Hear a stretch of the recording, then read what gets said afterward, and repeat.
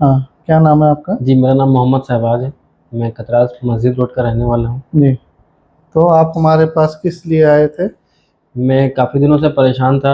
मैं अपना baby conceive करने के लिए आपसे इलाज कराने के लिए आया था। अच्छा, तो कितने साल पहले आपकी शादी हुई थी? मेरी शादी को हो गई 8 ईयर।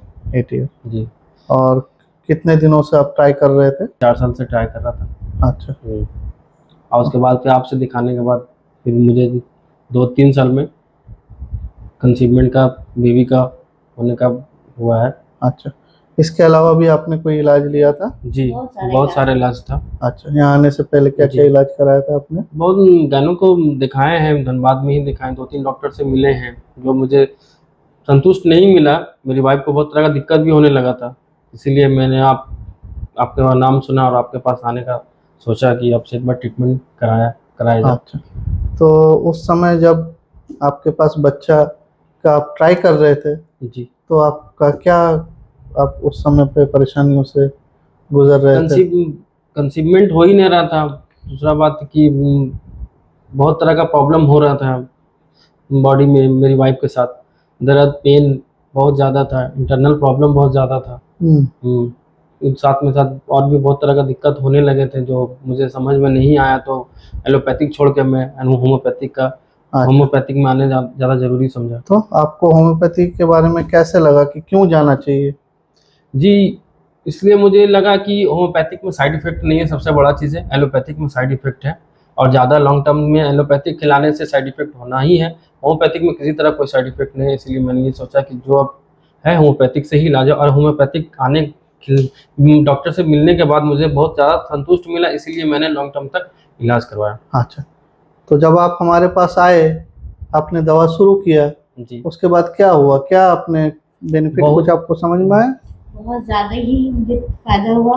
हाँ। कुछ महीने तो मुझे समझ में नहीं आया, लेकिन 2 से 4 महीने गुज़रने के बाद बहुत ही ज़्यादा रिलीफ़ हुआ बॉडी में। अच्छा। इसलिए हम इसको कंटिन्यू हमेशा भी रखना चाहिए। इधर-उधर कहीं नहीं गए, आपसे इलाज करवाना बेहतर समझे, और पेशेंस रख के हम बहुत ही अच्छे से आपसे इलाज करा के अल्हम्दुलिल्लाह आज बेबी मेरे पास है। जी। आप तो ट्रीटमेंट से आपका जो उस समय आप जिस सिचुएशन से गुजर रहे थे, वो थोड़ा सा शेयर कीजिए। उस टाइम क्या का हो रहा था आपके लाइफ सिचुएशन में? ऐसा था कि बहुत तरह का सामना करना पड़ रहा था, और लोगों का बात मतलब सामने आ रहा था, पूछते थे कि क्या हुआ, खराब लगता था। बहुत तरह के मसला हो रहे थे हमारे साथ, बहुत जो इश्यू फेस बहुत होते इशू थे। फेस होना भी पड़ रहा था।